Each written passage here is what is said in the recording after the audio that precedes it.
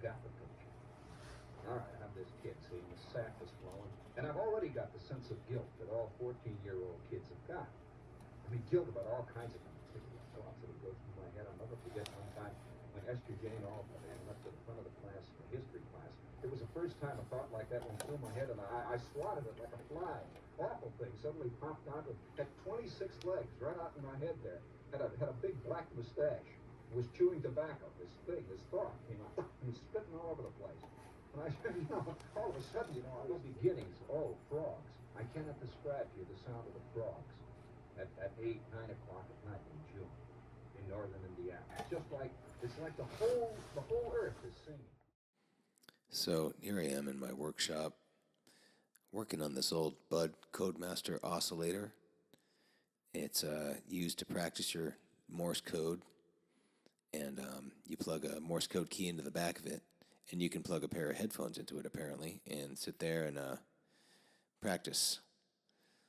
And this is something that my dad had as a kid, or not when he was a kid, when I was a kid. There was the old Aerovox capacitor that I removed there, electrolytic capacitor. So when I was a kid, my dad had this little device around the house, and he would plug it in down in the basement sometimes, and we'd mess around with it, and it sounded cool. And the first few years, I think that I was in, because I was in the Boy Scouts, and I learned a little bit of Morse code. At least I learned like the first 5 letters of the alphabet and SOS. That's pretty much it. But I used to mess with this for the first, when I was younger, my younger days being in the Boy Scouts, maybe 10, 11. By the time I was 12, 13 years old, I don't remember seeing this thing around much, and that's probably about the time it failed. According to my dad, he said one day it just stopped working. So my goal here was to bring this thing not back to its former glory, but just get it operational again and see if I could get some sound out of it and not have it be too distorted or wild sounding. It was pretty dirty. It'd been sitting around for a while. My dad's owned this thing for over 50 years, maybe closer to 60 years at this point. And it's for the bulk of that time, it's just been sitting there. So, deserves a good cleaning and update with some components there. And it's a pretty cool little thing.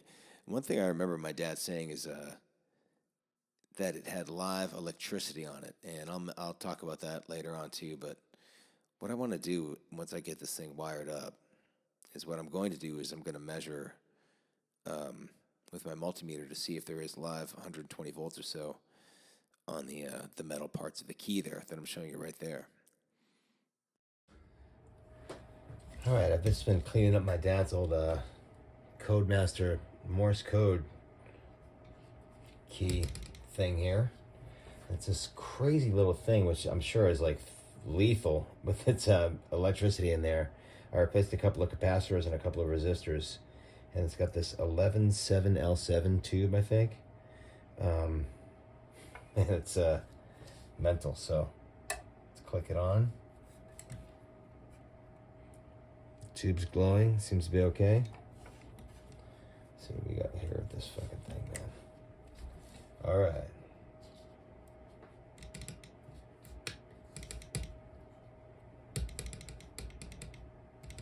Nothing so far. So I figured it out. You got to plug into phone, not key. And this switch on the side has to be on C. This cannot be engaged. Oh, there you go. That's fun.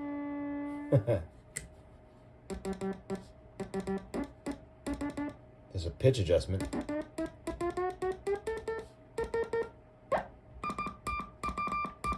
There you go. That's more like the classic.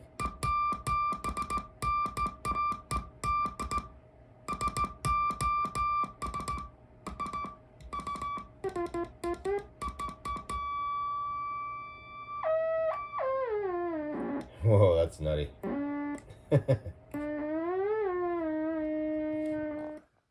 Okay, here's a little bit closer of a look at the key here.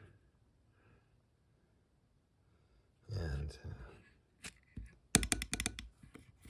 then the Codemaster Oscillator.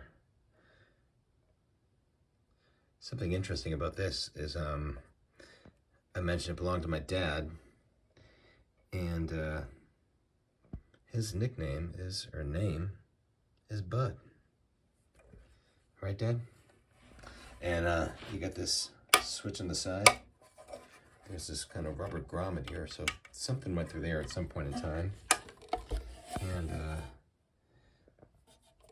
my dad confirmed that he did get this when he was in the Army. He got it. I don't know if he said it was given to him or he got it to practice on. He was part of a certain part of the Army that later got taken over by the Signal Corps, he said.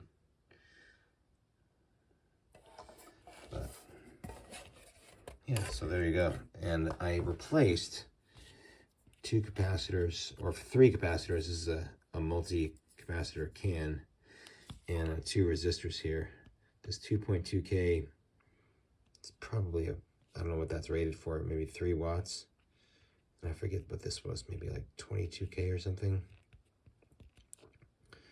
This is a 0.1 microfarad cap that was in there that I replaced with a 0.1 cap.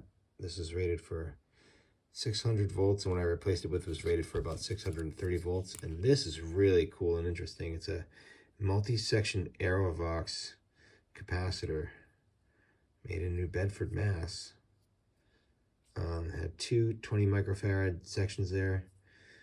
Only rated for 150 volts, is that right? There's other specs under there that's not even, like, you can't even unscrew that. And look at the way that this is what the most interesting thing to me about this. You can't really see it as well on the bottom, but on the top, look at the way they're like, the wires like went in there and then were like crimped shut or something. So I clipped it right there, and I replaced the 2 caps in here with a 2 separate electrolytic capacitors. One was 10 microfarads at 350 volts or something like that, and the other one was, I think, 16 microfarads at 475 volts. So a little bit under on the microfarad department, but over on the voltage rating. And you heard the sound sample there, so it's working fine. I don't think that. Okay, here we go. Moment of truth. Take a second to light up. Oh, it's lit up. All right.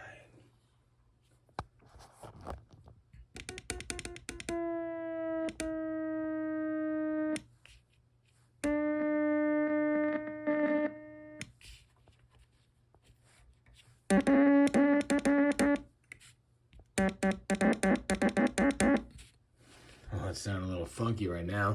Okay, that seems stable. All right, let's check it out.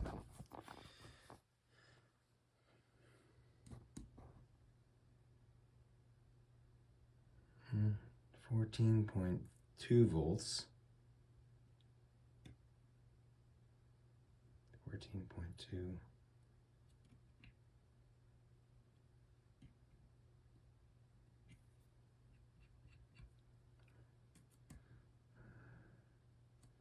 All right, so it is not the Widowmaker it was made out to be.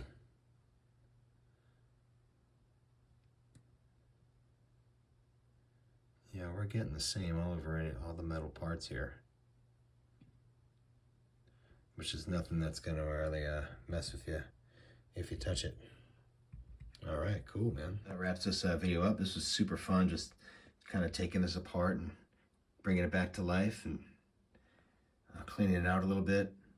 One other thing I thought that I would mention is when I took the chassis out here, the chassis is only held in by the screws that mount the pots here. That the way you remove the chassis is you take the knobs off and then you take the screws off the ends of the potentiometers and the whole thing comes out. But it's also hardwired to the speaker. So to really pull the chassis out and work on it, I had to desolder the speaker connections there. And it's also hardwired up to the switch.